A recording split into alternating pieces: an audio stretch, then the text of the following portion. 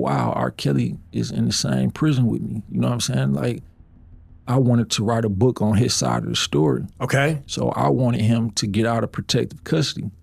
He explained it. He was in situations at times where they would drug him. It would be parties, everybody drinking. They slip some in your drink, you don't remember what happened. And other celebrities have said this has happened to them. Okay. Where they were drugged and then they wake up, they don't remember what happened. And then the person who's trying to blackmail you and control your life and your career show you video with you doing something that you shouldn't have been doing. Right. So he was saying that's basically what they did to him. He was drugged and then they showed him a tape where him pissing on a girl, and it was like, okay, we got you now. So right. You gonna do what we want you to do, or we gonna put this out to the public and you're done, basically.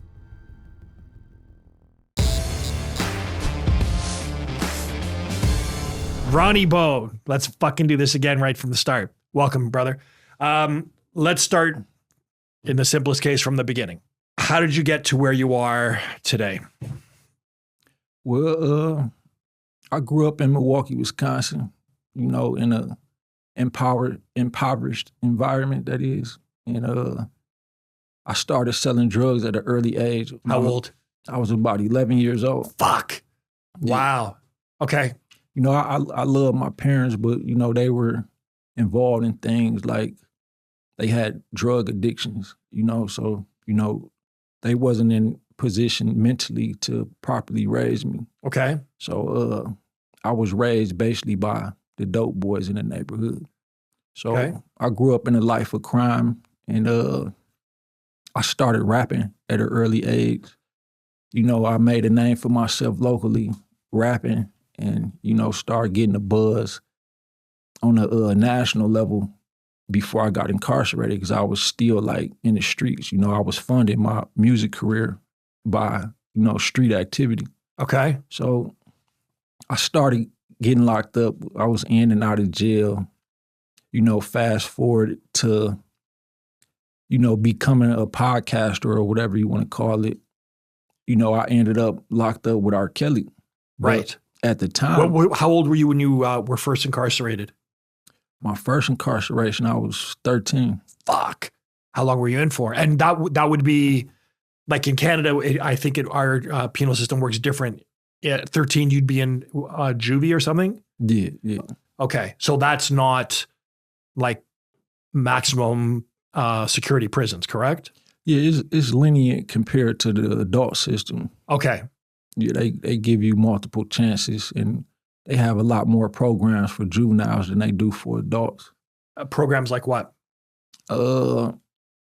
First time offender program. I was in a program called Serious Juvenile Offender, and that's like an alternative to going to juvenile prison. Okay. So my first case was actually a shooting. I had shot up a house. I don't know if we got to get too deep into that story, but I had shot up a house, and they didn't find me guilty for the actual shooting. All they had was like fingerprints on the gun and a witness saying that they saw me with the gun. So that's all they was able to charge me with. And how old were you then? 13. Okay. Yeah, so I went for just possession of a gun. Like right. I was actually on a run for like attempted murder and reckless endangerment for shooting up the house, because the victim said that they was looking out the window and they saw me aim towards the window and start shooting. Sure, of course. So, yeah, but, you know, the actual charge was possession of a dangerous weapon by child. That's the actual charge. So, and that was actually a misdemeanor then. So, wow, that wasn't so much of a big deal as it sound. But while being on probation for that, I caught a drug case for delivery of a controlled substance of cocaine, and that set me down for a while. How long? Had me in a group home. Well, I only did about 6 months, but altogether, like being in a group home, you know, it was about a 2-year period. Okay. So as a minor, so for the drug charge, the trafficking of cocaine, you were what, still 15? Uh, yeah, I was about 14, 15. Okay. When I caught And you got 6 months for that in a group home. Well, I sat in actual, they call it a juvenile detention center. Okay. Detention center, but it's worse than adult jails to me. Really? Why? You get less privileges. Like for example, even in the adult system, you can order canteen. Okay. In the juvenile system, you can't order, so you just stuck to just eating jail food. You know what I mean? So that's one privilege that the juveniles didn't have, which the adults did have. And then it's just like, it's way more strict. You know, they treat you like a kid because you're a kid technically. Right. Yeah. So a group home, you're not free to leave. It is essentially a jail. Well, they give you like weekend passes. Okay. And you free to go to school. Okay. During the day? Yeah. Okay. All right. So I had a little freedom because like how they monitor you, like you could go to school on your own and all they do is call to make sure you made it. So, you know, I was in high school at the time and, you know, you have different class periods. So English class is a different teacher than math class. Okay. Yeah. So once you check in, you know, for the first class, they oh shit, they label you there. So I would leave after the first class and go do what I had to do. You know? Right. And what would you do? Sell drugs. Okay. Yeah. So you fucked off during the day, did what you had to do, and then you would have to check in by the end of the day or no? Yeah, you have to check in after school. Okay. Yeah, that seems like a pretty big loophole, dude. But the crazy thing about it is that some of the group home staff were crackheads. And I was able to pay them to leave at times I wasn't supposed to leave. So you're a hustler, dude. That's impressive. Yeah. Having crackheads running a group home, probably not the people should be running a fucking group home. Okay, keep going.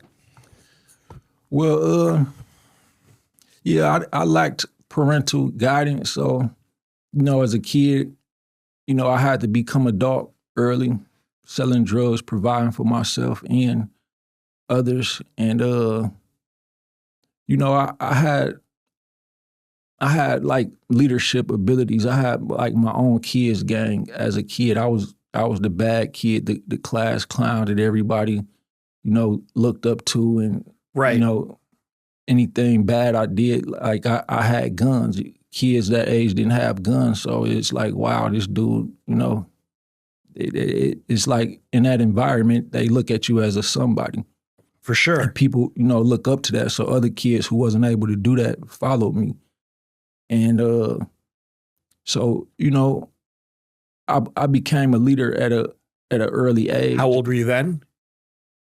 Well, I would say about 16 or 17, I was basically like a... Here's the issue that I have, and I've had this discussion with friends that do what you do, and I've had it with police officers. As a 17-year-old selling drugs, how much would you make a day?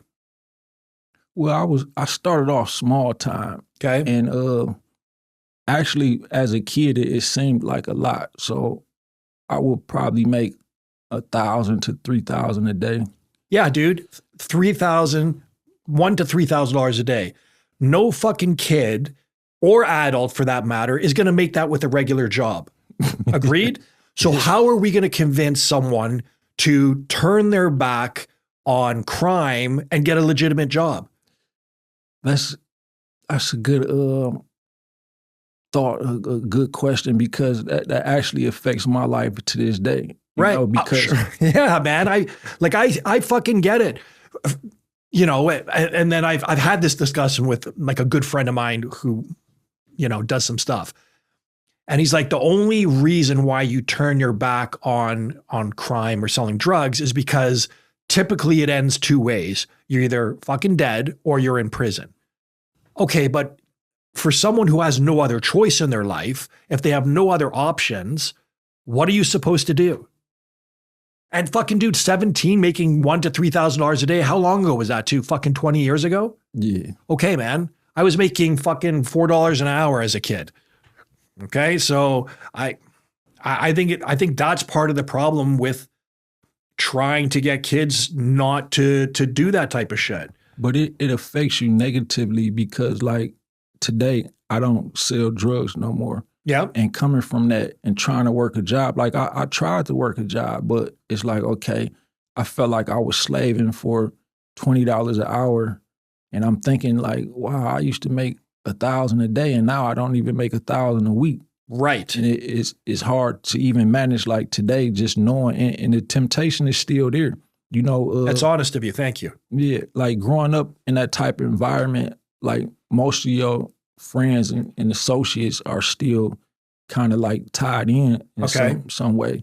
So it's hard, you know, being around them and seeing certain things. And like since I stopped selling drugs, I've been kind of like struggling financially, and seeing my associates like thrive off selling drugs still, it make you want to go back into that. So what stops you from doing it? Well, doing so much time, I just realized like the government really got the streets on lock. They got too many informants. Like when I went to the feds, I wasn't even selling drugs no more. Okay. But I had made myself such a target that they just wanted to like harass me and keep me tied into the system, it seemed like. So I actually got framed in the Fed case by a corrupt DEA agent by the name of Timothy P. Gray. And I actually have evidence and proof that I was framed now. You know, when it first happened, people thought I was going crazy. They thought I was just paranoid and making up things. But, you know, I was being threatened. You know, they wanted me to be an informant, and they was basically saying, if you don't be an informant, you gonna do life in prison. Basically, we got this and that on you. And I'm thinking like, you know, I honestly did crimes that I've never been incarcerated for. So I'm thinking like, do they really have something on me? Right. But they really didn't have anything on me. So they framed me in the case because I refused to cooperate and set up somebody else who they wanted to indict, basically. So just so I understand it, because the only terminology I understand of being an informant is what I see in fucking movies and TV. So being an informant means you're essentially ratting out on people, or they're getting you to do things for them? Yeah, absolutely. Like they had a target. They wanted a particular individual based in Chicago. Okay. So what they did is they planted like 90 grams of heroin on who was my girlfriend at the time. Okay. And is 90 grams a lot? Well, not in the federal system. They used to kilograms, quantities. Like in the state, yeah, you could get a lot of time in the state for 90 grams, but in the feds, it's like, you know, they go off a point system. Okay. And, I was at, my point system put me at like 47 months. The guideline was 0 to 20. You know, some people, you catch a Fed case and it's automatically 10 to life because they might have a conspiracy. And a conspiracy is so silly. It's like the difference between a conspiracy and a distribution case, right? So I had a distribution case. The only difference is that in a conspiracy, there's an agreement. So if you give me a brick of cocaine, right? Yeah. And you say, okay, you owe me $20,000. Yeah. That's an agreement. Yes. But if I buy the brick of cocaine from you, you know, straight forward, and that's called a buyer and seller relationship. So the conspiracy with the same amount is an automatic 10 to life. You have a mandatory minimum of 10. The buyer and seller relationship is like a 0 to 20. You know, that's fucked up. Yeah, so it's like if I'm buying it, then okay, cool, no big deal. But if we have an agreement, you give it to me and say, well, you owe me $20,000. Now it's a conspiracy. So they fucking need to fix that shit. Yeah, that's a little fucked up. Okay, so Keep going. Just tell me your story, dude. So, fast forwarding to how I ended up here, basically. A lot of people wanted to interview me once they found out that I was incarcerated with R. Kelly. So let's go there. First of all, why were you incarcerated at that point? What did you do to get to that point? So at the time, I was framed by Timothy P. Gray, yep. the DEA agent. Very corrupt officer. Like, he got a history of corruption and forcing people to do things against their will that they didn't want to do. And a lot of people in Milwaukee know him, and like big time drug dealers, like way bigger than me, and they like fear this dude. So when he approached me and started harassing me and wanted me to be an informant, it's like I still have morals and principles, that I stand on. So I was against that, and I just wouldn't do it for nothing in the world. Nice. And he applied a lot of pressure. Like, I could see why most people fold and say, fuck it, I'm a snitch, I'm gonna be an informant. It's a lot of pressure that they apply on people. What would they do? Like, just the harassment, it'd be times like, now I don't even sell drugs right now, but I have 3 phones because I'm still paranoid from what I went through. So if you have a number longer than 30 days, how the feds work, legally they're supposed to go to the judge and say, we investigating this guy, we need permission to tap his phone for 90 days or whatever. And the judge will grant it usually. Sometimes they might not if you don't have enough evidence. Right. But I would, constantly buy new phones. Like, every 30 days, instead of paying the bill, I would just buy a new phone. So I was just paranoid, didn't want to be tracked, especially when I realized that I was being harassed and targeted. So when they tap your phone, right, and let's say they find evidence of some crime, is that admissible in court, or can they use that to do something else? Well, both. It's admissible in court, and they could use it like after the judge grant them 90 days to tap your phone. Yeah. And they say, look, we got something here, we want to investigate him. Then the judge will grant them another 6 months or whatever. Okay. And what they were doing with me, they had an informant who they would pay $1,500 just for him to give them my number every time I changed my number, so they could track me. Do you know who that guy is who gave it up your number? Yeah, I exposed him. What happens to someone like that? Well, what's supposed to happen, But does that shit happen? If you guys know of a rat, either you or different individuals, is that person dealt with?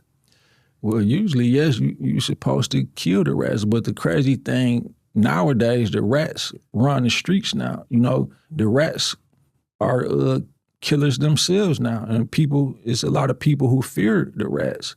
And that's another reason why I fell back from the streets, because it's like, there's no more integrity or morals no more. It's like, if a dude is known for having a lot of money and he could provide guns and drugs to people, they look up to this person and respect him, even if they know he a rat. They don't care, as long as this dude is helping me provide for my family and keep up my image. They will even protect the rat, So, so I realized, like, even if I wanted to sell drugs again, like, it's inevitable to go to jail. You're going to go to jail unless you become a rat. So. Okay, so you ended up in prison. How long were you, like, what was the term for? How long were you were sentenced for? Well, I was sentenced to 43 months. Okay. Like I said, my guidelines was about in that range, and that's how the federal sentencing system goes. So, I did 43 months, but, to rewind it back to the investigation and how I ended up there. So I refused to be an informant. Okay. And because I refused, I was framed in a case. Like, one of the incidents was that Timothy P. Gray had planted drugs on my girlfriend and got her to basically say that I was involved in the streets. And then the informant that they had on the case, he actually really lied and said that I sold him drugs. So he called me one day and really tried to buy drugs from me. And I'm like, we never did business in the streets. Like, it just seemed fishy. Like, why is you calling me for drugs? And I stopped communicating with him. So he went and bought drugs from somebody else and took it back from the feds and said he got it from me. And they actually used that in my indictment. Now, I beat it at trial. Nice. So, the evidence showed that I never sold this dude no drugs. How would you prove that, though? Well, he claimed that he had a phone call, and the phone call was it was actually a real phone call. It was actually tapped. It was somebody's phone that they tapped, but it wasn't me. Right. So he actually did buy drugs from somebody and called to order these drugs and received them and gave them to the feds. And he told the feds that this person worked for me. So, right. Okay. And trial, like they waited to the day of trial for the DA or whatever to come in court and say, look, we don't have enough evidence to proceed. But before trial, I had my attorney hire a voice analyst specialist. Wow. And so they analyzed the call and they came to the conclusion that it wasn't me on the call. So, and you have to pay for all this shit, right? The voice analysis, or it's not a public defender, correct? Yeah, you have to pay for that. Yeah. Okay.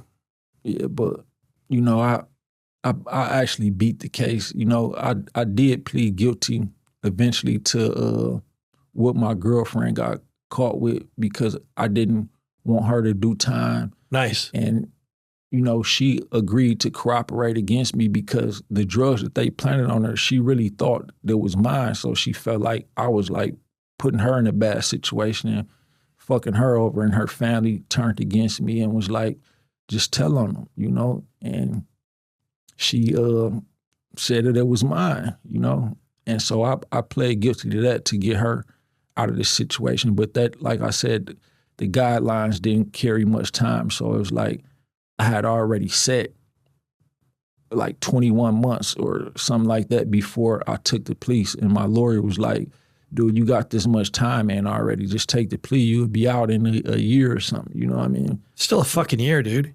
Yeah, but... Yeah, man. Man, she fucked you over, too. Yeah, but weighing the options, when you go to trial and cost the government money, they use that and try to make you pay back that time pay back the money that they lost going to trial with time. So, for example, if you take a plea for 41 months, okay, you take a plea for 41 months. But if you lose trial, then they might give you 10 years. Fuck. Yeah, so those were the options that I had to weigh. Yeah. So, so I ended up incarcerated for that. I actually, once I beat the case where the guy was lying on me, they let me bail out on the other case that was that my girl had allegedly got caught up in. So while I was out on bail, I rapped too. So when I was out on bail, I made a rap song called "Whack the Rats," and I exposed the informant, who told on me. Yes. In a song. And so they revoked my bail, and this was like June of 2019. Okay. So ironically, like a month or two after that, R. Kelly ended up getting indicted in the same district. My indictment was based in Chicago. I'm from Milwaukee, Wisconsin, but my indictment was based in Chicago. Okay. And so R. Kelly ended up getting indicted in the same jurisdiction. Right. And so we both ended up in MCC Chicago. It's the Metropolitan Correctional Center of Chicago. And you know, when he first came in, he got a pretty bad case, and in the feds, you know, if you're a snitch or a pedophile, then you're not supposed to be on general population. It's like it's not safe for you. So Right. they'll stab you, beat you up or whatever, and run you back to protective custody. They call it administrative detention in the feds. So when he first came in, because of his case, he was on administrative detention. And me, I wasn't what you would call a shot caller or anything, but I was tied in with the Gangster Disciples because I grew up GD in a neighborhood that was predominantly GD. So Okay. I had certain ties. So, you know, with those ties, you know, I guess you could say I had a little influence. And I've been a book author since 2012.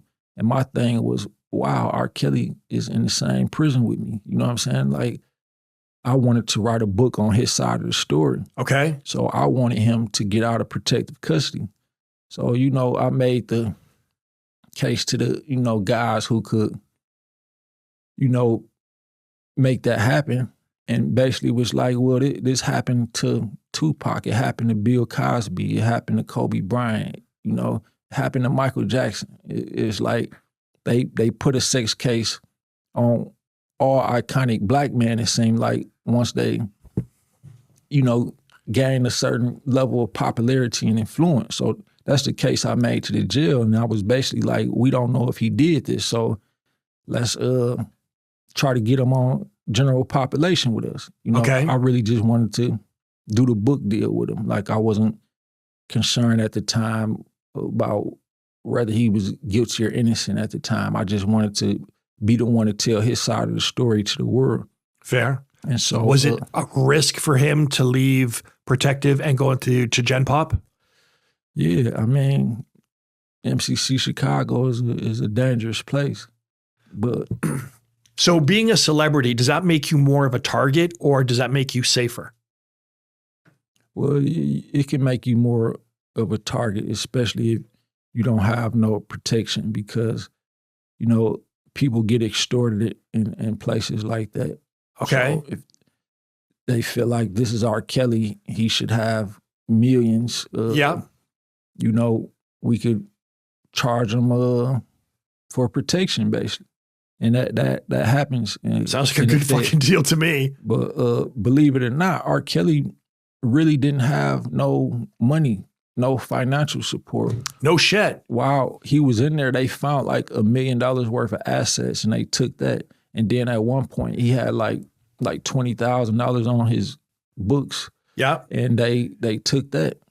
So it got to the point where he would have to have his supporters send money to other people just to order canteen and stuff like that. Silly question. When you said people can order from the canteen, does that mean like at any time you can order like food and shit from the canteen? Well, they allow you to order like once a week. Oh, okay. So it's like, I want a fucking pizza, call down to the canteen. No. All right. You get a list and you fill out the list once a week. And how much can you order? I think it was like a total of $300 a month. So like $75 a week. Fuck. And what would the cost of something, just so I can get some context? Like, what would you order? Just say. Envelopes to write people, noodles, meat, hygiene items. Okay.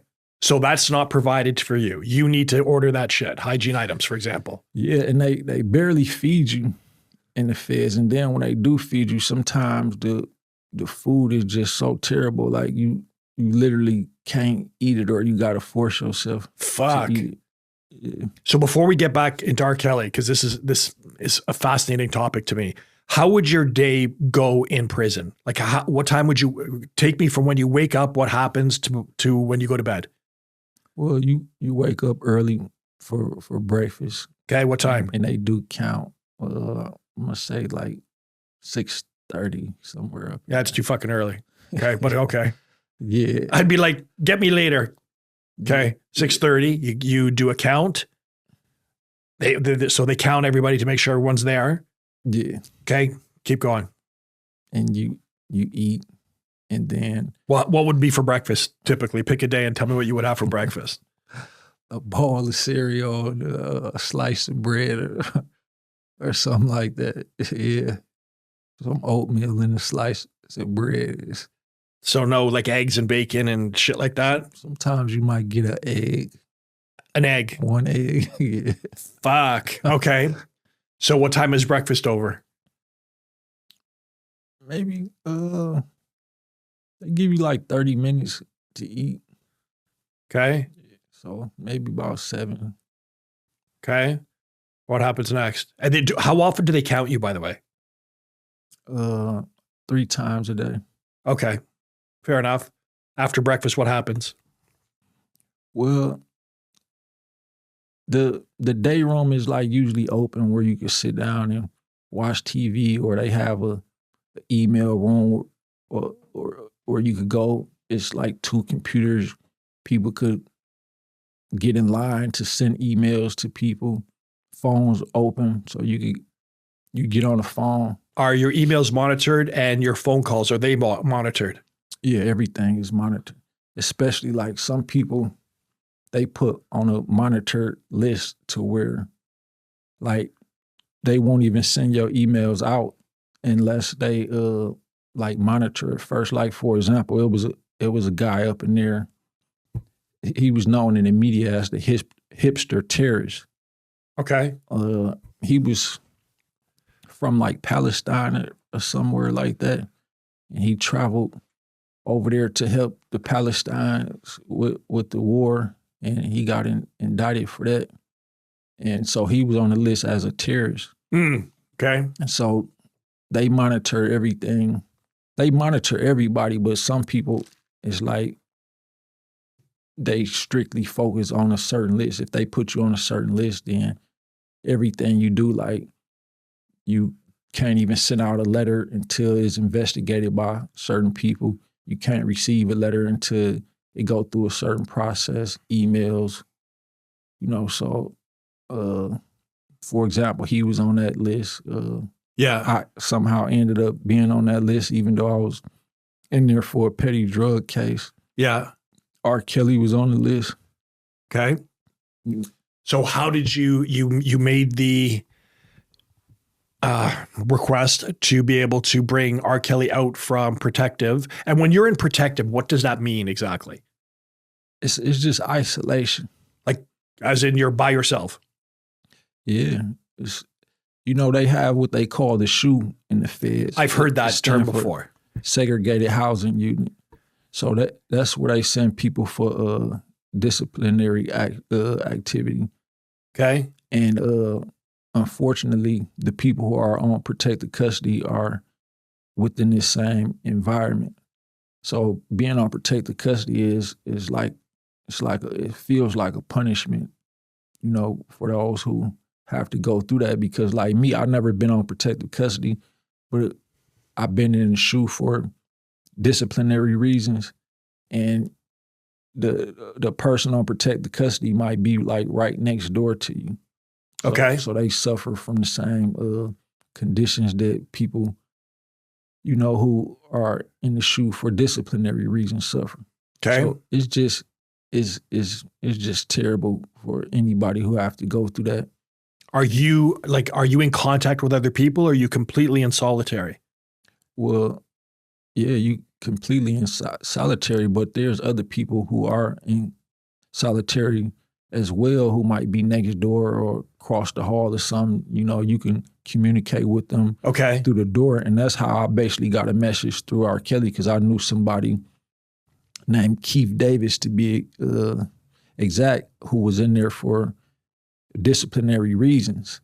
And in the feds, people can send kites. You might have somebody who is a worker who, work in the SHU to clean up. Okay, yeah. And it's like, okay, I'm gonna send you this note, give this to Keith or give this to R. Kelly, you know what I mean?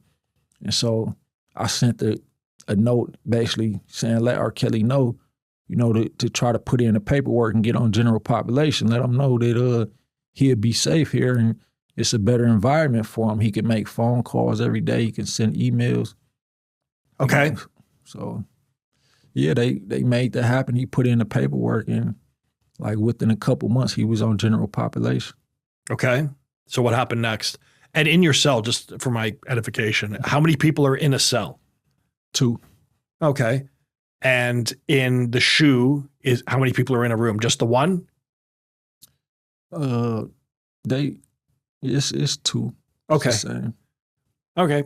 Sometimes Is the food the same or different? the same. Okay. The bad thing is that you can't order canteen there, so Right. Yeah, that would suck. In terms of like, are you allowed out of your cell to a certain amount of time to go exercise or something, or you are free during the day? in the shoe. No, in just Gen Pop. Well, once they open the day room, like people work out in the day room. Sometimes, you know, they have rec, so it's a gym Okay. you can go to. Sometimes they allow 2 units to go at the same time, so you're able to see people that you normally not able to see. Okay. Like you might have a friend or family member on another unit, and the only time you could see them is if you called to the medical unit at the same time, or rec, or you know they have church. You know, so yeah. Okay. Oh yeah, they would have churches in there. Okay. So you get R. Kelly out. How did you end up meeting him? Well, his lawyer got him out because they have to put in paperwork. I just, you know, communicated that he would be safe on general population. So he felt safe putting the paperwork in. Okay. And so when I first met him, we was actually called to the medical unit at the same time. And in MCC Chicago, you know, it's like a skyscraper. So you have elevators to go from unit to unit. So I was waiting to actually leave and go back to my unit. And he was, you know, coming to the medical unit. And I saw him getting off the elevator and I'm like, wow, this R. Kelly. And he heard of me, you know, because I was one of the people who was like instrumental in getting him on general population. Okay. But, you know, he didn't know me by face or anything. I knew him though, of course, it's R. Kelly. So when I first saw him, it's like, wow, this starstruck. Yeah. Yeah, this dude, like my family been listening to his music forever. Like I was a fan of some of his songs and I've been seeing him in the media on the news. So it was like, wow, this really him. So I just introduced myself to him. And yeah, admittedly, I was kind of starstruck. And understandably. I asked him to sing my favorite R. Kelly song. And which is? Heaven, I Need a Hug. Okay. And I sung it with him. And it was kind of a moment because I was just like shocked to see somebody of his status in the feds with me. It's like, wow, this is crazy. And so we communicated by like kites after that. Like I'll send him a note. Okay. Or tell somebody, ask him this or tell him this, see if he'll do the book. And then eventually I had went to the SHU for refusing a cellmate. And once I got out the SHU. So hold on, going back to refusing a cellmate. So they wanted to put like a new cell member in your cell, and you decided you didn't want that person in there. And well, first of all, how do you refuse a cellmate? You just, I mean, he not coming in here. And, you know, they know things happen to inmates. You know, you could get mad and fight. So they had asked you, like, is it okay if this person come in there? And you might want to ask questions like, what is he in here for? Oh, yeah, sure, okay. You know, that type of stuff. So why would you be punished for not wanting somebody in your cell? Well, see, this is the main reason, like, I started doing interviews, right? It wasn't to brag about being locked up with somebody who's considered a pedophile. Yeah. So at the time that I was incarcerated with R. Kelly, you know, a year into the time the COVID pandemic broke out, like around, I'm gonna say the end of March or April of 2020. 100%. So we were on lockdown because of that. And the lockdown was like extreme. I felt like I was a Jew in Nazi Germany, you know? Yeah. That's how bad the conditions were for real. Like, so you were like, as I understand it, because I know people that were in the same circumstance, you had to stay in your cell. That's it. You were in your fucking cell. yeah, and people were dying in there. And like the staff, they treated us like poorly. Like, and it was no privileges. We couldn't order food no more. We couldn't get on the phone. We couldn't call our mama, our wife, girlfriend, kids. We couldn't even call our lawyer. Oh, And shit. we hearing things like through staff or through the radio, and we really think the world coming to an end. It's Right. like, wow, what's going on? Like this, Right. this never happened. So I spent most of my time studying the law.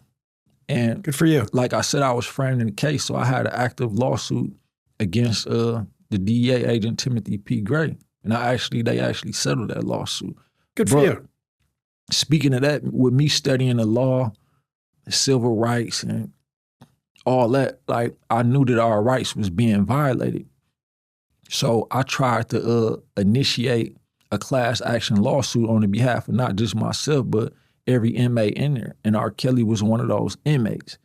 And at first he agreed to testify that, you know, we were suffering under certain conditions. Right. So I thought he would be like a leading force in the lawsuit with him being such a big name. Good, smart. Yep. And so once I got out and started doing interviews, I brought up the lawsuit. Like I really wanted to just let the world know what happened to inmates during the COVID pandemic. And I used R. Kelly name because he was there with me. He experienced it. He witnessed it. So I actually added him in the lawsuit as a witness. And so the media wanted me to just focus on like the celebrity gossip part. Like, what did he say about Jay-Z? What did he say about Aaliyah or this person? But the focus was the lawsuit. So, you know, at the time where they brought the inmate to my room, we was just told by the health administrator that we supposed to quarantine alone. And the U.S. Attorney General was supposed to release a certain amount of inmates, non-violent inmates, so that we could quarantine alone. Because otherwise it's overpopulated. It's like, where are we going to put inmates at? Okay. So at first they started making arrangements to where we could quarantine alone. And then they brought like an 85-year-old man who had been locked up for 50 years and was sick, was dying. And it's like, if he catch COVID, he gonna die in my cell, and then y'all gonna investigate me because that's just protocol. Okay. So it's like, that's why I refused. And so when I refused, I went to the SHU. Before that, I was on Unit 15.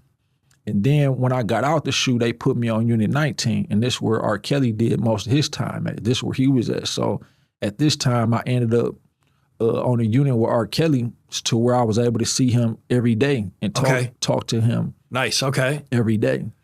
And they moved me off the unit with him after about 30 days. Like, I don't want to say that he told or put a rumor out there, but it was a rumor that I was trying to extort him into signing a book deal. Yep. Yeah, so I don't want to say that he did that, but he did. He came to my cell one day and asked me, why did I send people to his cell? And the reason why, like I said, I was tied in with the GDs. And so when you tied in with organizations like that in jail, your paperwork have to be good. They read your paperwork, make sure you're not informant. And R. Kelly was rejecting, you know, to do the book deal with me, you know, for as long as we was there. So I didn't send the GDs to him to extort him. I sent them to him to say, look, man, he one of us. He good, because I felt like R. Kelly was rejecting it because he was afraid to open up and tell me certain things that I would need to, put in his book. So I just wanted them to validate me. But he took that the wrong way. And it was like, why did you send them to my cell, bro? Like, we've been talking. I don't think it's what I want to do. But it's like he felt like I was trying to force him into it. And that's not what I was trying to do. Okay. And so the rumor started off as a joke, because other inmates, even the GDs, was saying, Ronnie Bo, he trying to force R. Kelly to sign a contract when they know I wasn't trying to force him. But it started off as a rumor, and then the rumor got to the COs. So at the time, like I didn't know if R. Kelly told the COs that I was trying to extort them and it felt uncomfortable, but they moved me, because of that rumor. Okay. But, yet and still I got to, be around him every day for about 30 days. And we was in the same building together for like 2 years almost. So did he get any special treatment? No, I wouldn't say he got special treatment. I mean, there were inmates who were fans, and there were COs who were fans, but the only people who really got special treatment was the gang members. Really? Huh. I mean, some people have power. Like even El Chapo's Sinaloa cartel dynasty was incarcerated there. They main operation was in Chicago. So when they got indicted, that's where most of them was at. Even El Chapo was there for a period, but they had to move him because they said he had too much influence in Chicago. Okay. And there were incidents like it sounded like a movie. Like it was times like a CO will rub one of the high-ranked cartel members the wrong way, and then they get a call saying, we know where your kids go to school at. So the COs knew that they were monitoring some very powerful people, and some of them was just like, it's not worth it. So, and then some of them just was with it. It was like everybody in the feds not rich, but you have some inmates who are really rich. You know what I mean? And they might pay COs to bring phones in or sneak drugs in. So, I say that to basically say those type of people had special privileges, but not R. Kelly. He, like I said, he had COs that was fanned out and were actually. But as you said, he had no money behind him, which that's shocking to me. Yeah, it is. Okay. He's still incarcerated, isn't he? Yeah, he got 30 years. He probably got like 20-some years left. Fuck. How old is he now? He'd probably be, 20 more years? Dude, that guy's going to be fucking old as fuck. Yeah, he's about my mom age, so I think R. Kelly is about 60 now, 59 or 60. So he's... 59, very good. So he's going to be, 80 when he gets out? If he gets out. 90. Well, you're right, yeah. There are people who are actively fighting for... I guess you would consider it justice in this case, because I'm not like here to advocate for R. Kelly. I don't know if he did or not, but I don't want to judge him because I was framed in the case as a member of a drug trafficking organization that I didn't do. So he could have been framed, with me seeing other high profile black celebrities getting framed in sex cases. I just look at it from that perspective. Like he could be innocent. Maybe he did it. I don't know, but... So as I understand it, he was sentenced for racketeering and sex trafficking, correct? Yes. And I don't know if he got convicted, but it was like some type of child porn. Yeah, there was that too. And I think he was pissing on young girls or something. Yeah. Well, speaking of that, so we actually talked about that. Oh, yeah. And that's a fucking conversation. By the way, do you like pissing on young girls? All right, tell me what happened. Okay. No, I was just trying to gather information for the book. Smart, yeah. And I may still publish, some of this information, but I wasn't like asking them to like, confront him as if he was guilty. It was like, man, what happened with this? Like I was really trying to frame everything in a way that make him look innocent. That's was my approach. I basically was telling them like, I want to get your side of the story, bro. I know what the media is saying, right? But I want your side of the story to with everything that they saying. So, that's when I found out that the blackmail in the industry is real. Even in politics, like we got Jeffrey Epstein who was blackmailing high profile politicians, and celebrities. Do you believe, just out of the squirrel on the topic, do you believe Jeffrey Epstein is alive? I believe that there's a great chance that he is alive, but what I am sure of, being in MCC Chicago, the environment, the facility that he was in is identically ran the same way.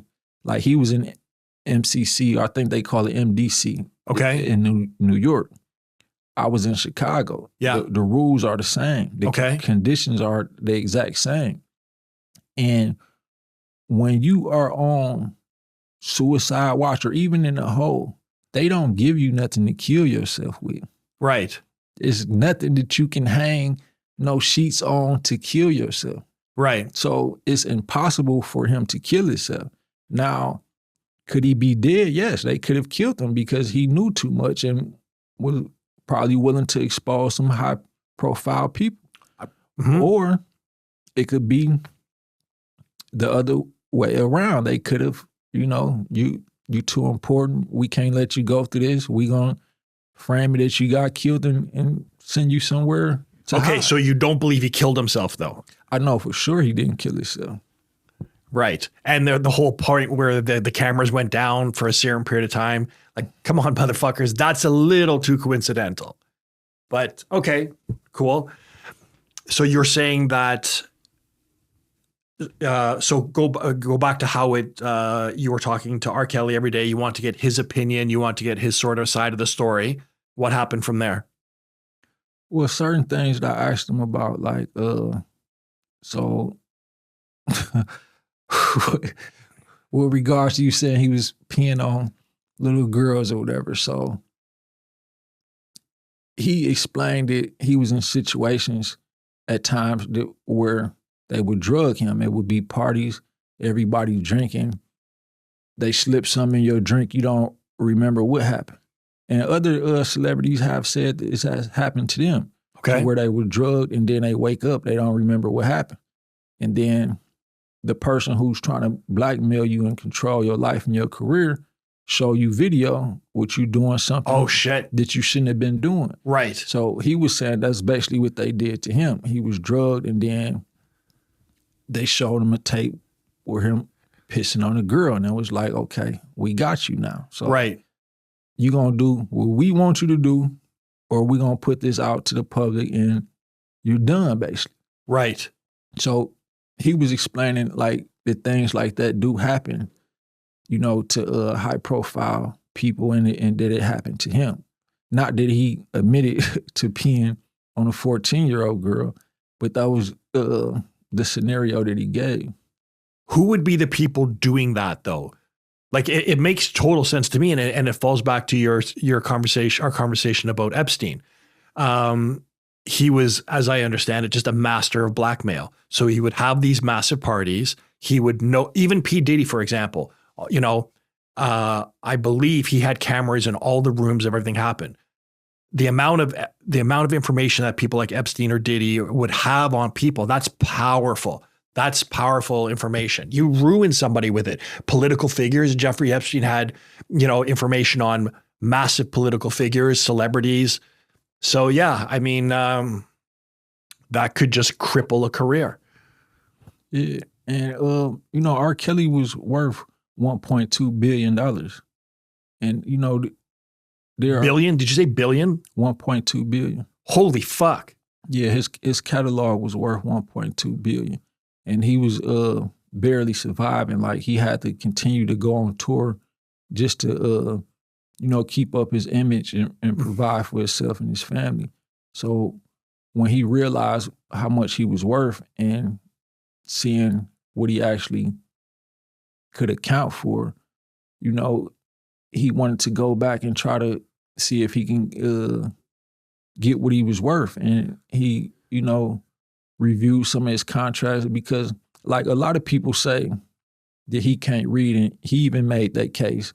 So me being locked up with him, I know that he can read and write to an extent, because he had a copy of one of my books. He was reading it. He sent me notes. I still have a couple of the notes, just to keep as proof or whatever. Yeah. But I know he can read and write. But, I had experiences, with the music industry myself. Nothing to brag on, but I know in these contracts, certain words are interpreted totally different. You might think this sentence means one thing, and then when you look it up in the Black Law's dictionary or whatever, it means something else. You know what I mean? So, and then the vocabulary that they use, like most people don't understand what they actually signing up for. And do people typically get a lawyer to read these contracts, or they just read it themselves and then they sign it? Well, people like R. Kelly, like he come from some terrible circumstances too, and poverty. Like I didn't know that. He used to sing on bus stops and train stations for change. So when you go from that to being the biggest musician in the world, it's like when they give you a contract and say, you're going to be rich and famous, it's like, where do I sign? Yeah, of course. You're not really looking at longevity. It's just like you're excited to be in this position. And that was his case. So he just signed, not really understanding his contract.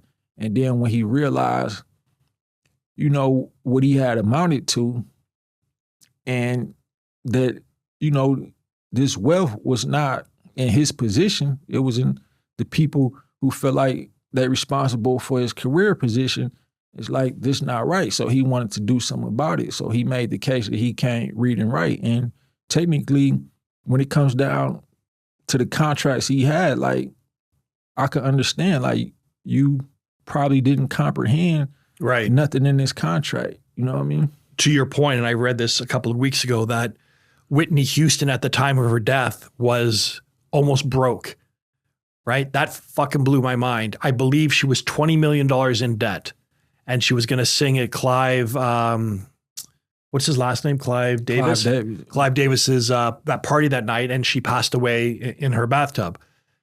Everybody just presumes that all these celebrities, entertainment, musical, athletic, that they have all this money. And I know quite a few that are actually struggling. And it's crazy to think that they have achieved such levels of status, and yet, as you said, R. Kelly, $1.2 billion worth, and he had no money. He was struggling in prison. Yeah. Yeah. Okay. So you feel that he was justified in saying that he didn't understand the contract. Okay. 100%. I've had record contracts, but I was a little more wiser than most people who sign the contracts. Like, there's a book out called Secrets to Negotiating a Record Contract that I read when I was incarcerated back in 2006. Another question. How do you guys get books? Like, you read a lot in prison, and I commend you on that, right? How do you get access to books? You can call a family or friend and say, send this book to me, and they can just order and have it shipped to the prison. Okay. You get it. Or sometimes there's catalogs you can order yourself from. Okay. So, yeah, like. Is there a library in the prison? Yeah. Okay. Some libraries are better than others. The most of the libraries that actually have good books is the books come from inmates who leave and donate the books to the library. Fair. But if that doesn't happen, then you left with like Dr. Seuss type of books. Green eggs and ham, baby. Yeah. Again, do people have access to your cell during the day? And the feds, yeah.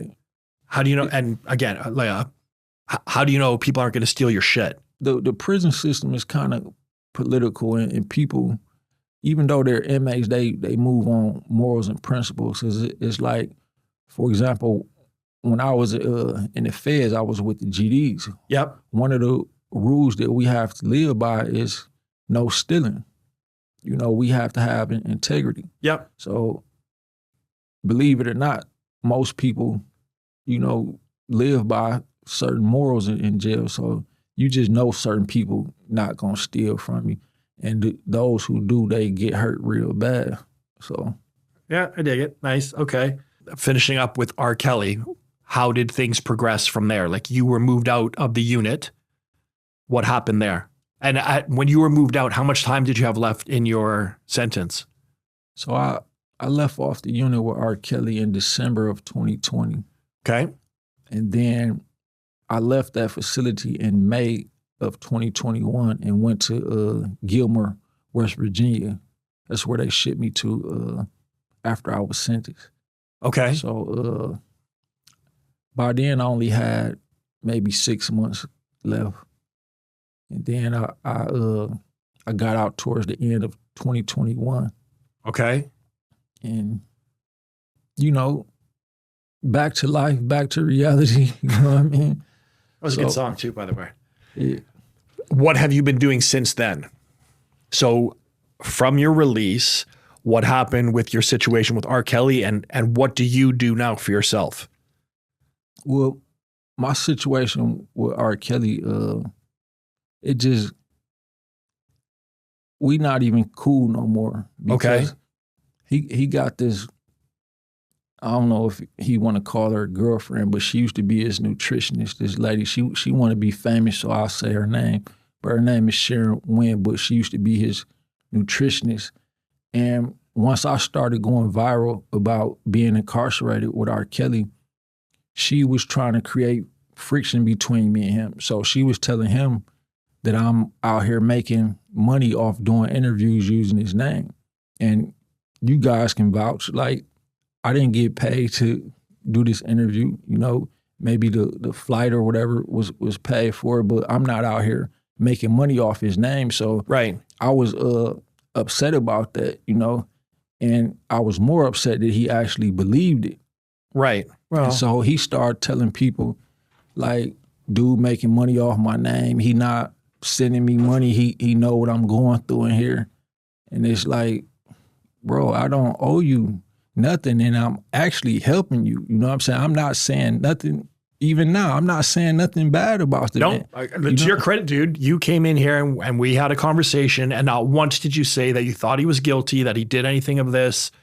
And you could have very easily done that. Yeah. So there was honor in the way you spoke of him. I would tell you that you didn't throw him under the bus at all. Yeah, and I could easily do that. Like, when people get mad, sometimes people move out of anger and frustration.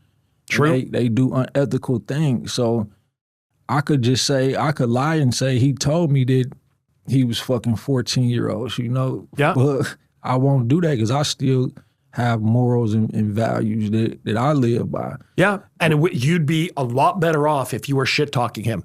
Lots of people would be like, oh, fucking tell me your story. So I got to commend you, bro. Like, you told your side of the story with honesty, and you didn't throw anybody under the bus. So yeah, I would say, if anyone ever asked me, that you didn't fuck him over. Yeah, but see, another reason why he's mad, so early 2024, his brother, Bruce Kelly, did an interview, right? Yeah. And I was brought up.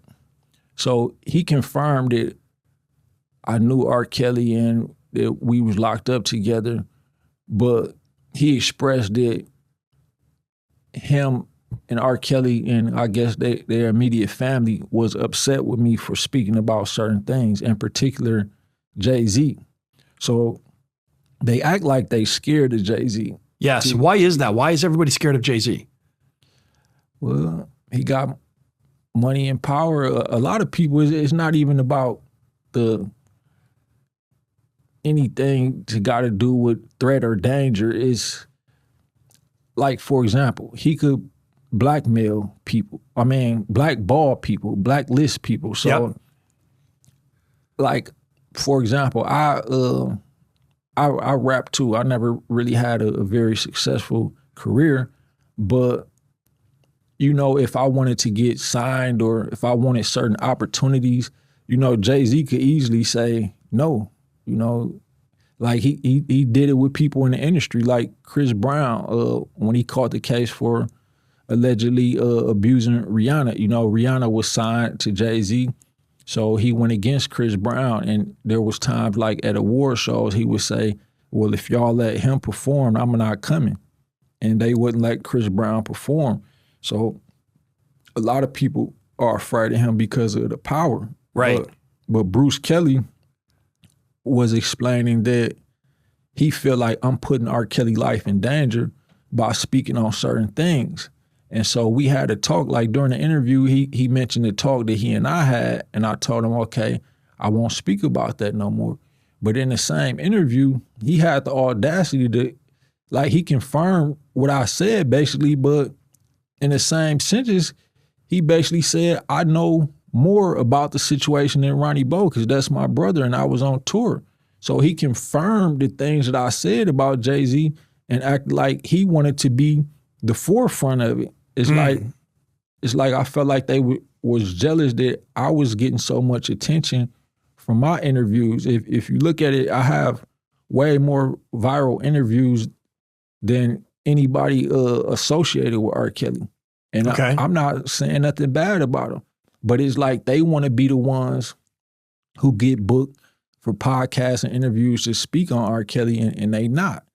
So, you know, yeah, they feel like I'm putting his life in danger by speaking on certain things. I don't see how you're putting, like, perhaps I don't understand the dynamic, but I don't see how you're putting his life in danger. Yeah, I don't either, but in a sense, you know, like the case that Bruce Kelly was trying to make was that R. Kelly is still locked up and Jay-Z has money. So he basically saying he could pay somebody to hurt him in there. That happens, I presume? Yeah, for sure.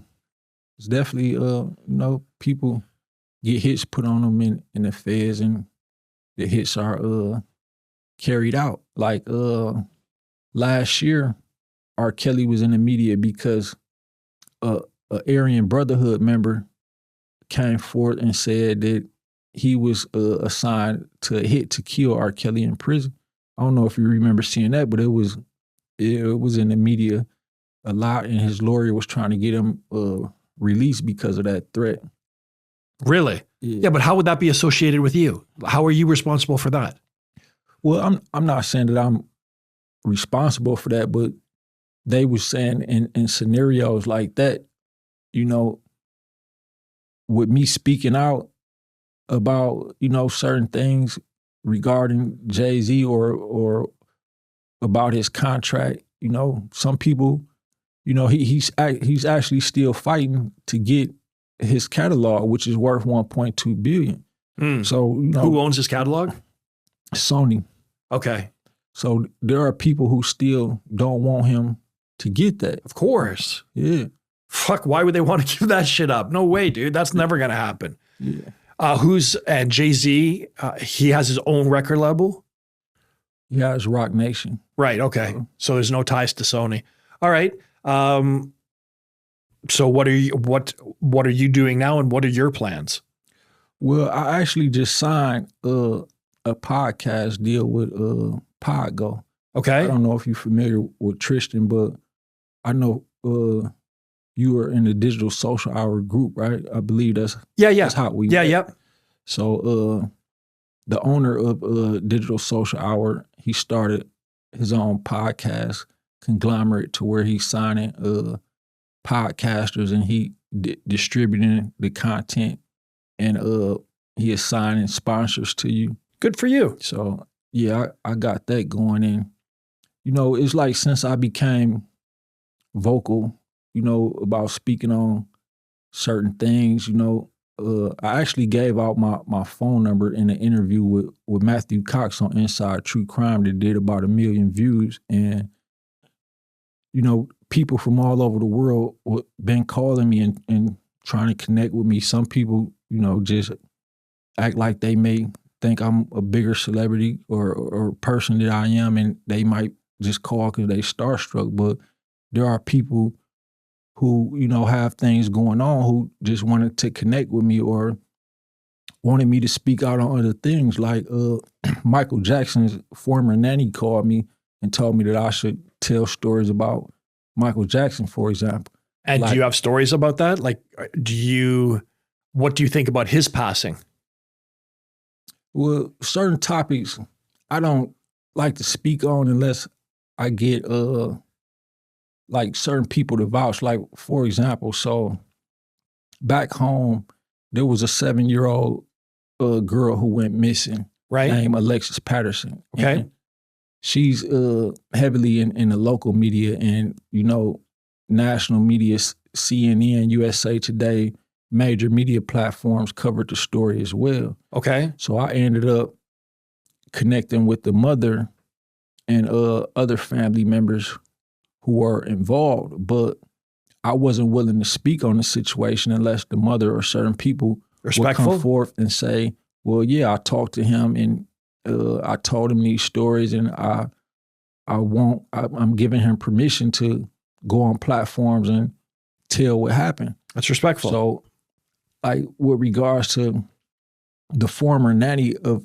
Michael Jackson, she verified herself, but she's not willing to come forth and say, well, yeah, I contacted Ronnie Bo and I told him these things. Otherwise, it could seem like I'm making up things. Like another example is the Carmelo Anthony incident. Yep. Now, I'm not really willing to speak on that yet. Now, if I talk to the mother or the father and they could confirm certain things, I would speak on it, but I'm hearing different stories. Like, it's unfortunate that a 17-year-old kid lost their life. Yep. And it's unfortunate that another 17-year-old kid has to basically maybe spend the rest of his life in 35 years, yeah, in prison. Yep. But so much tension, like all the racial tension that been created through that, like, I don't really want to speak on it. Like, I have had people call me and say that they saw the video and they say that he was being jumped and that he defended himself. Okay. But I haven't saw the video yet to confirm it. So I'm not really willing to speak on that, because if he was in the wrong and then I get out here and I put my name and reputation on the line, it's like now I got a whole race of people who hate me now because I spoke on it. Right. But if I look into it and I see that it was actually self-defense, then yes, those are the type of things I'm willing to get involved with and put my name and reputation on the line to defend. So that's fair. I agree with you. You do have to be careful with who you back and vouch for. Yeah. And even saying that, you have to make sure the information you get is correct. For example, speaking about Carmelo Anthony, I had a guest on yesterday, and I was under the impression that the money that the family received from their funding, the whole social media platform was saying that she spent the money on a nose job, they got a new house, she bought a car, and they went on cruises. And I had a guest yesterday, Tom Hatzis, saying that he investigated it and he found out that's not true. So you do have all these stories that are coming out in the media that may or may not be true or not. At the end of the day, the jury decided that he was guilty. And I think you're always going to have people that will have their own perspective on the truth, whether it's true or not. And that's just the way social media is. The one thing I don't like about social media now is people are quick to jump on something that comes out without verifying it themselves or waiting for truth. They just want to be the first to market saying, this happened. And I think you have to be a little more responsible than that. Yeah. And you know, just with regards to the Carmelo Anthony situation, like all this racial tension, like I'm seeing videos where black people going around smacking white people. Yep. I'm seeing pictures where people standing over his grave like they pissing on it. Like, I'm not an evil person. I don't condone none of that. Like, if Austin Metcalf was wrong and Carmelo Anthony defended himself, I feel like Carmelo Anthony his case should be overturned. And, I think self-defense should be legal. And like, I had a case where, so I was charged in the end of 2024, right? For pistol whipping my uncle, right? Okay. And everybody said that I was wrong. Now, I beat the case for a reason. Okay. So people didn't know that my uncle had pulled out a gun on my mother, who was his sister, and my grandmother, who was his mother. They just looking at, you pistol whip your uncle, you wrong. They didn't know that I came to the residence to protect my mother and my grandmother, and then he pulled this gun out on me and ended up without it. If everybody look at it just as he pistol whipped his uncle, now it's like, you wrong. Why would you do something so bad? But like, I don't even give the details. It's like, I don't care. Y'all don't know what happened. Y'all saying I'm That's wrong, why context is important, right? If the story was Ronnie Bo pistol whipped his uncle and that's it, you look like a piece of shit. But if the story is fully revealed, Ronnie Bo pistol whipped his uncle because he threatened his mother, I'm like, cool. Ronnie did a good fucking job. I'm a big believer in proper justice. I don't think the legal system is, I don't think it's accurate. In Florida, that's why I dig Florida so much, because you fuck around, you find out here. Yeah. And speaking on justice, I also want to make the point that, you asked basically what I'm doing with my life now. Yeah. So when I started doing interviews, again, it wasn't that I wanted to get fame off being incarcerated with R. Kelly. There were things going on that I wanted justice for. I was treated badly in MCC Chicago during the COVID pandemic. I had a lawsuit. I wanted the public to know about this lawsuit, because it's like the justice system, they feel like they can get away with things unless the public aware and demand justice.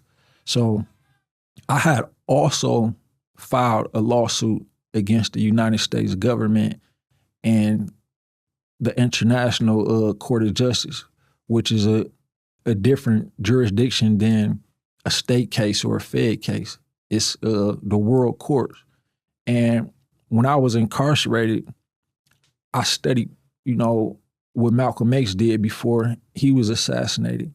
And he sued the United States government for the conditions that blacks were suffering in America.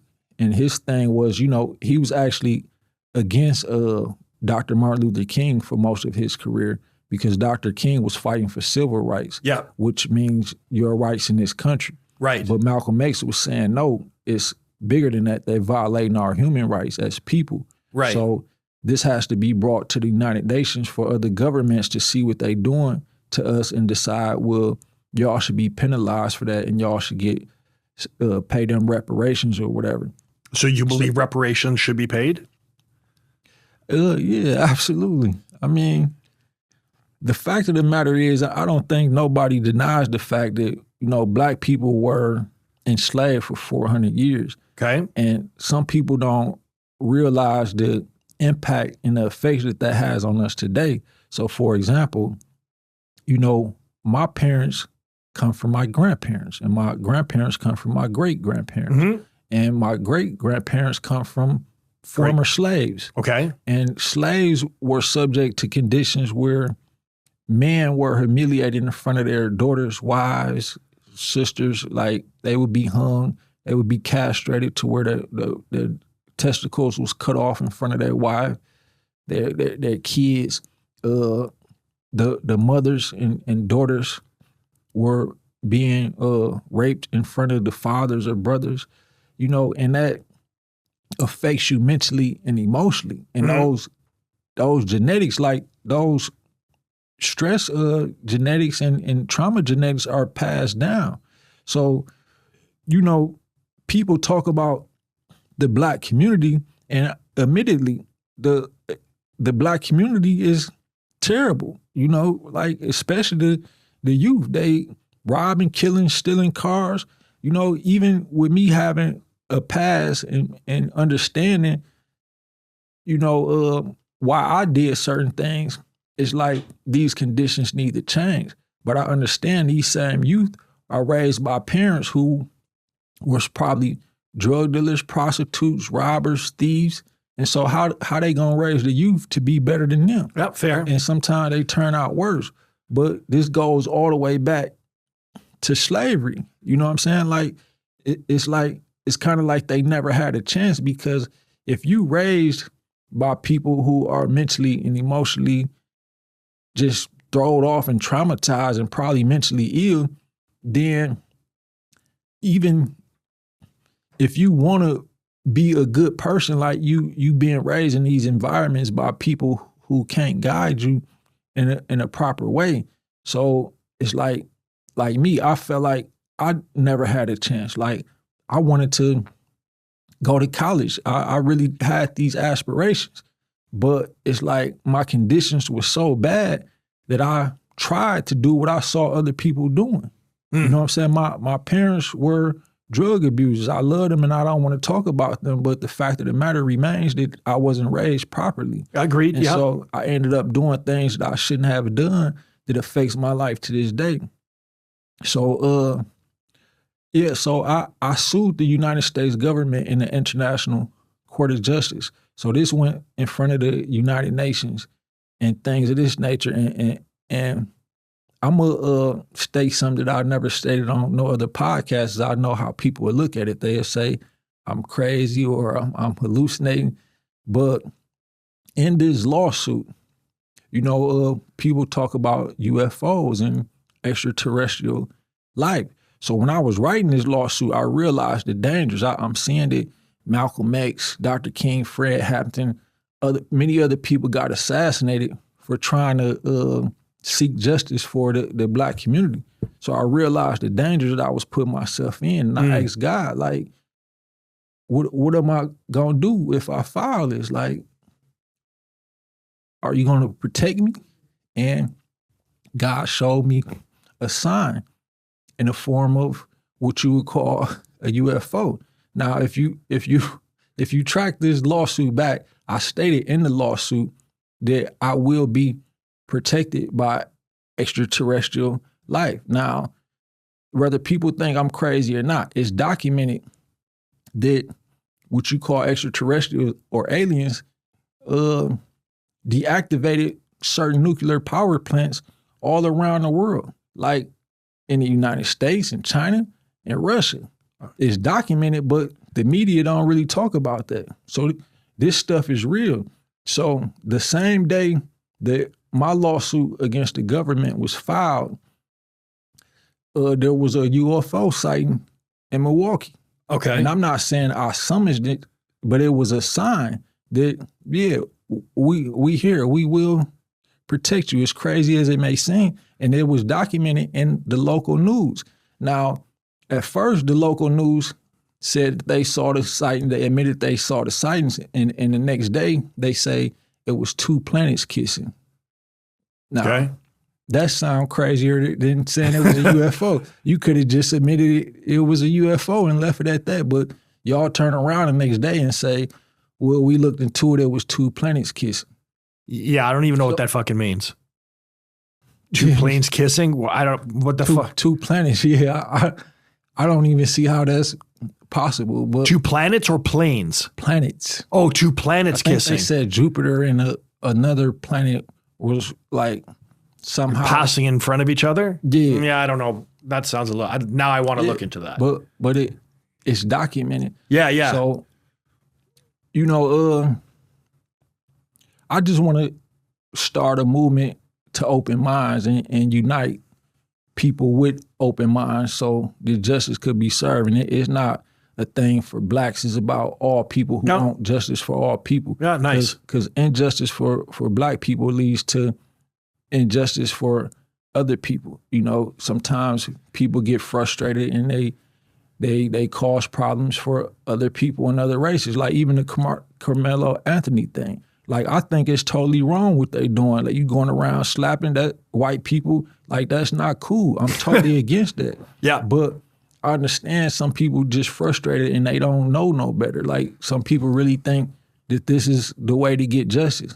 What I'm afraid of the escalation, right? So you're going to have, because I've seen all the same videos that you have where black people are saying, you know, go out and smack a white person, go out and beat up an old white man or a young white girl.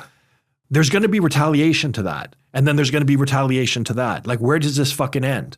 Or like, are we looking at going back to having a race war or an escalated race war? Like, that's not going to help anybody. It's just, it's going to be a fucking shit show. Yeah. And, you know, and it just seems to me that the media pours gasoline on that fire because it makes for good media. It makes for good news. Look at all the videos of those white people. And then you had all the influencers talking, you know, showing the video behind them, talking about, you know, look what these people are doing. And it just got so much traction. And I'm just afraid where that shit goes because it's a fucking very slippery slope. Yeah. And that's what I'm trying to use my voice and my platform to prevent. Like I said, I signed with Pago, so people are going to start seeing me all over the world frequently.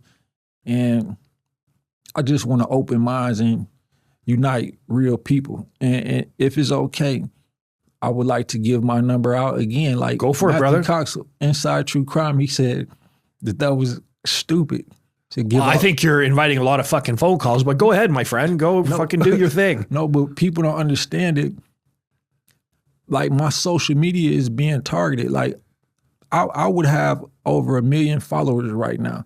But every time I get to a certain point and I post about certain, like even the UFO sighting, bro, like the feds came to me, my page was restricted. That wasn't the only thing that happened. They came to me, they took my phone, they gave it back, but when they gave it back, the phone didn't work no more. Okay. So I didn't even have the video that I recorded. Oh, shit. UFO no more. You got to back that shit up. Everybody on Facebook saw it like in the city, but they could have like, it's rumors that I'm crazy because of what I went through with the feds. Like when people, my family seen how paranoid I was, they really thought that the government wouldn't do things to me that was being done to me. So they like, look, man, just go seek help.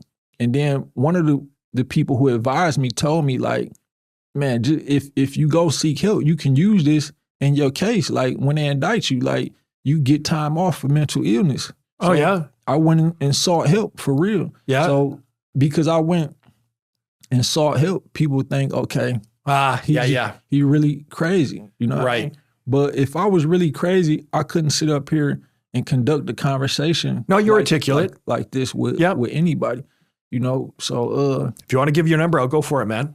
But yeah, I'm still giving out free ebooks, and if people want to support, like, they can call me at my personal phone number, which is 414-810-9090. And again, I'm trying to unite people from all over the world who into justice. And again, it's not like I get more support, ironically, from white people than black people.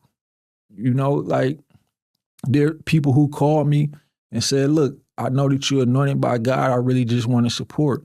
Even though I gave the number out to give out free ebooks, they insisted on, no, just let me donate to you. Yeah. You know, and it's not many black people who doing that. So it's not a black or race thing. You know, racism still exists, but it's not, I'm not going to get into racism. No. I need support from all cultures. And with me having a history in gangs and being a active member, well, once an active member in the GDs, which is the biggest street gang in the United States. Really? Like, so I know how gang politics go. I know how to organize because like we don't consider it a gang. Like the government put that title on the GDs. Like even in the beginning, you know, it started off, the leader was like 17 years old. Larry Hoover, shout out to Larry Hoover, free Larry Hoover. But these gangs, all the gangs, whether it's the GDs, the Vice Lords, the Bloods and the Crips, they all started off with kids. And so when Larry Hoover got locked up and he started reading and maturing, he saw the impact and the influence that he was having on the youth, and he changed it into something positive. But the government had already gave it a bad name, so I disassociated myself from the gang because of that. And I just want to start something new that people could represent and follow and actually lead them to justice. That's a good story, brother. And thank you for sharing it with me. Ronnie Bo, ladies and gentlemen, thank you, man. I appreciate that. Appreciate you. We're out.